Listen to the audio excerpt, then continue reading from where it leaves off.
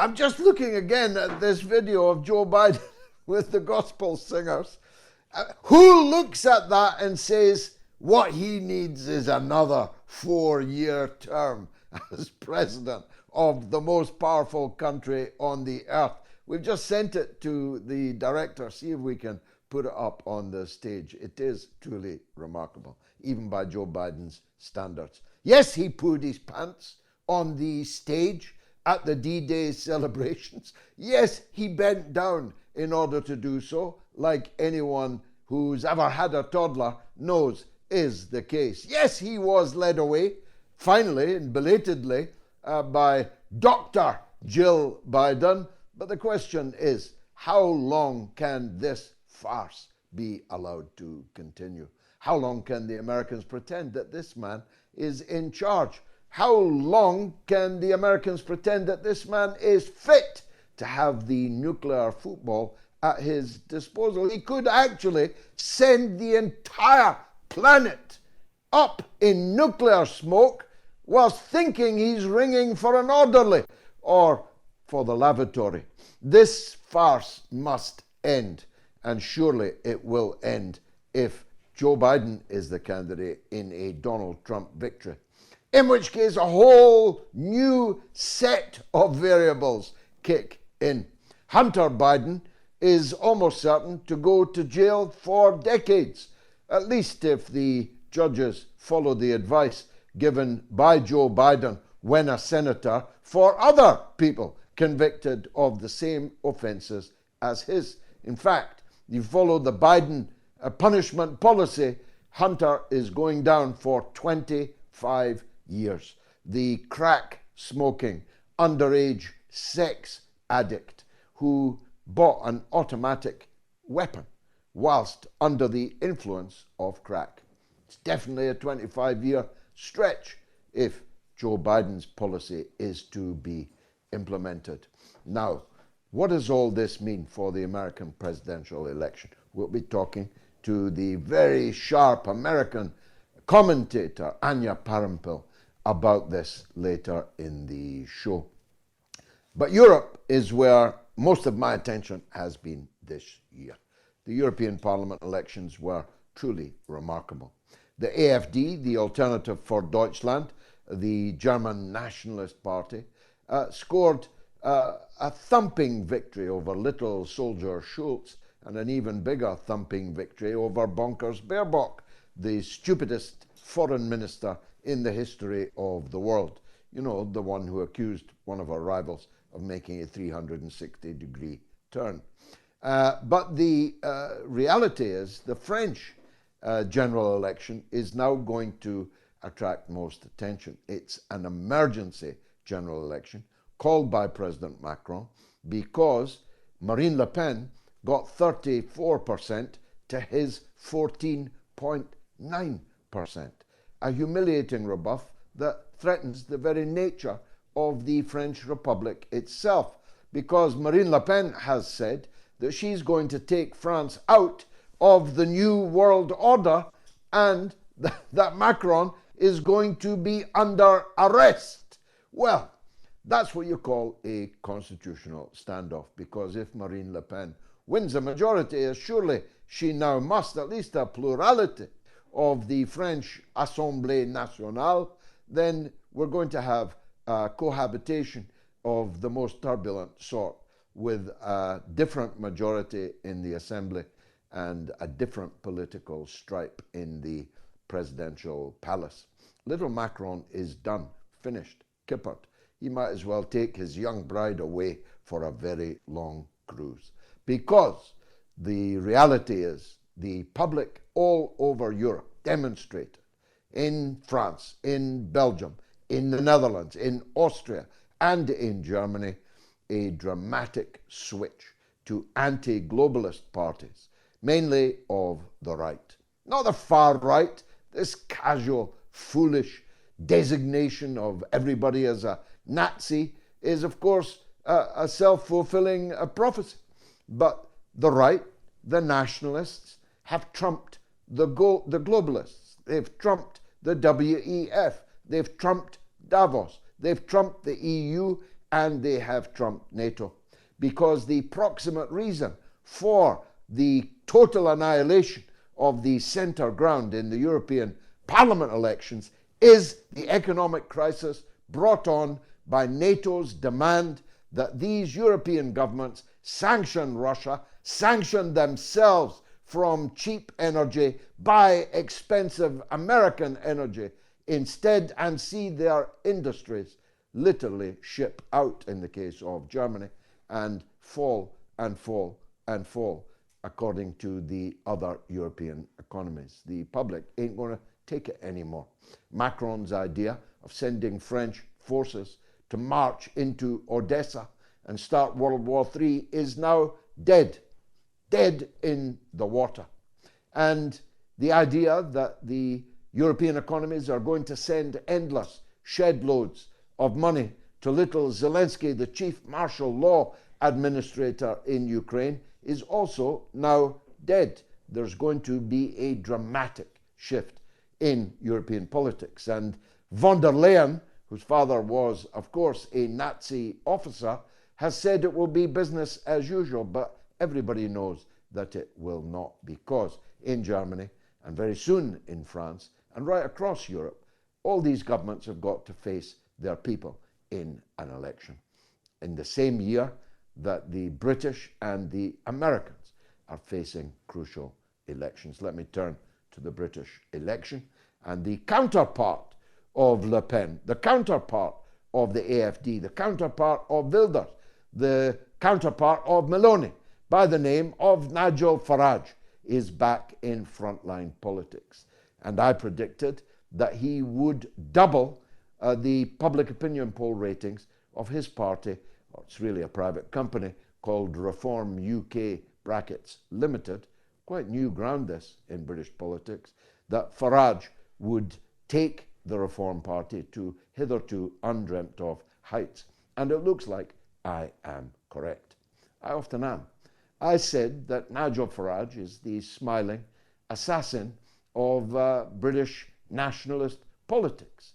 He's a conservative who's a more conservative, more palatable, more cheerful, more persuasive than the official Conservative Party. He will inherit the Conservative Party. He'll either inherit its dead body, or he may actually inherit the party as a whole, in toto, such as it is, after the forthcoming British general election. There might be a merger, a kind of hostile takeover by the smaller party, the Reform Party, which might not even, in the end, turn out to be the smaller. It may be that Nigel Farage is in command of a very substantial block of Reform MPs.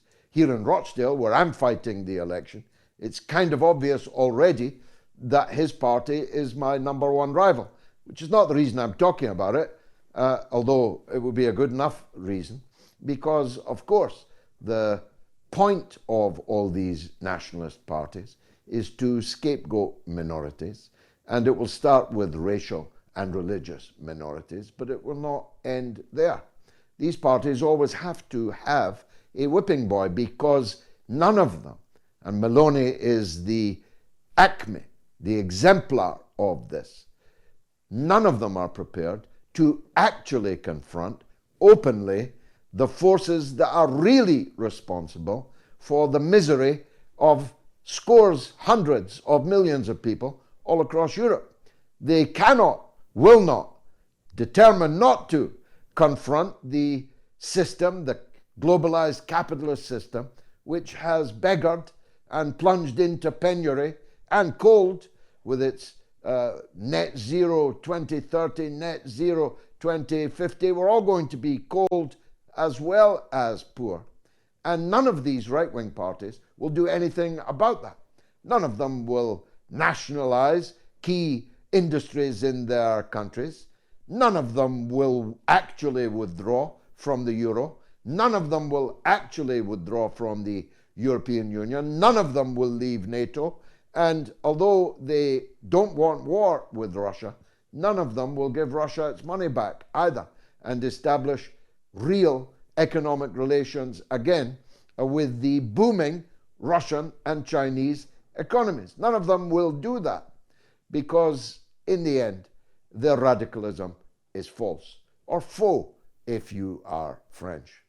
Whereas people like me, people like Mélenchon, people like Sarah Wagenknecht in Germany, we are serious about it. We don't want the EU. We don't want the Euro. We don't want NATO. And we will not go to war for Joe Biden, a man who cannot even control the inner workings of his own body. We will not do it. And we will take whatever measures are necessary to rescue our people from this economic death spiral in which we have been plunged.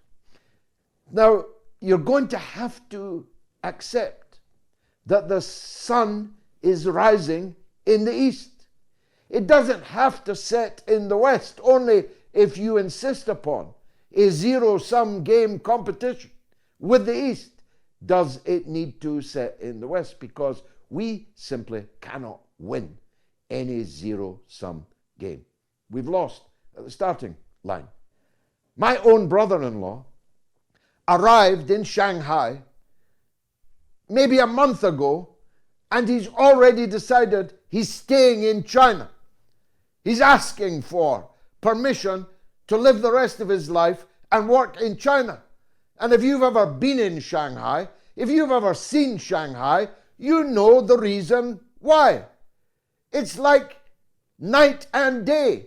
It is like being in the future and then stepping back into the past. Labour in Britain have just said that they're going to fill 1 million potholes. First of all, that's how many potholes we've got. Actually, times 5. What are they going to fill them with? They're not going to spend any extra money because they can't spend any extra money. That would require taking some of the money of the multi-billionaires that have made such fortunes in the COVID and post-COVID areas. They are going to fill them perhaps with Keir Starmer's broken pledges. But my point is, there ain't no potholes in China. There ain't no potholes in Shanghai. My wife's just arrived on a train, hours late, with no air conditioning, with no coffee on board the train. In Shanghai to Beijing, you travel at about 300 kilometers an hour, and you can balance your coffee endlessly filled up on the windowsill and it will not spill. China is in a different planet to us. Russia and China are now the closest possible allies. What an achievement of American statecraft that is. Here's my point. We cannot win competition with the rising sun in the east. What we needed to do, haven't done, but will have to do, if there's to be any future for us, is try and get close to those people whose sun is rising. Offer them the services that we have to offer. Offer them the centuries of wisdom and learning and technology in the medical field, for example. Offer them places in our fine universities. Find the things we've still got that can be of use to the East in its renaissance. We could do that. We could play that role. But not if we've got governments whose only discourse is to wag a finger, shake a fist, and threaten the people who are leaving us floundering in their slipstream. And that's why the British general election result is actually going to mean almost nothing at all. You will not notice one iota of difference if the power in Britain switches from Rishi Sunak to Keir Starmer. When I say they're two cheeks of the same backside, actually they are one cheek of the same backside. They are indistinguishable. Neither deserves to be described in any other way. You will find no difference in the foreign policy. You will find no difference in the domestic policy. You'll find no difference in the cultural and social questions. Neither of the two front benches can define what a woman is.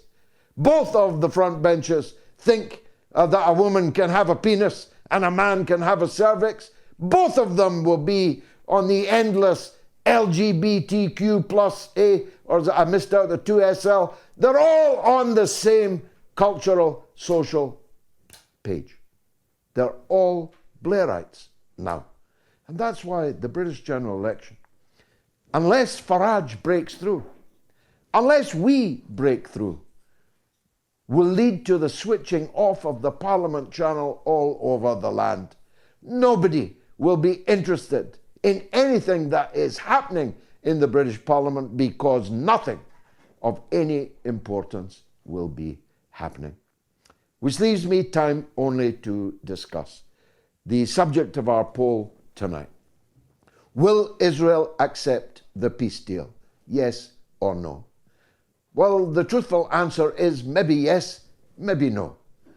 If Netanyahu stays in the saddle, and that's a moot question, then maybe yes, and maybe for a little while.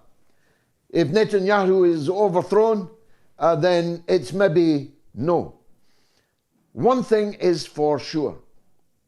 Neither Israel nor the Western governments that bankroll it, arm it, give it diplomatic protection on the international scene, and the mass media propaganda support is in any doubt there will be no Palestinian state. And without a Palestinian state, all of this is going to start again. And so I'm announcing here a war crimes tribunal, which I intend to set up soon as we've got the election out of the way in Britain.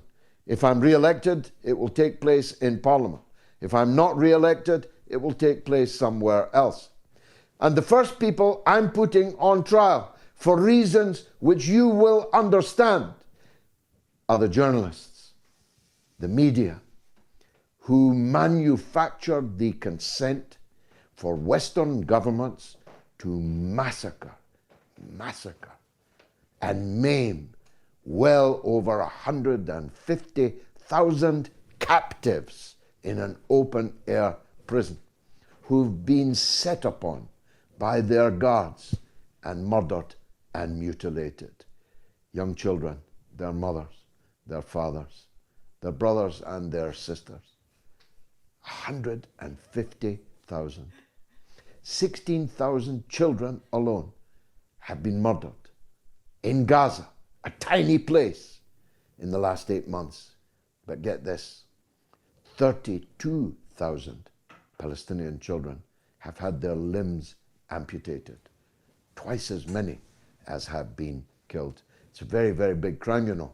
And those who proselytized for it, those who propagandized for it, are to me like Julius Streicher, the publisher of Der Stürmer, the hate sheet of the German Nazi Party, who was hanged by the neck until he was dead by the Nuremberg tribunal. It's that serious, and it's all coming up over the next 2 hours. It's the mother of all talk shows. Stay tuned.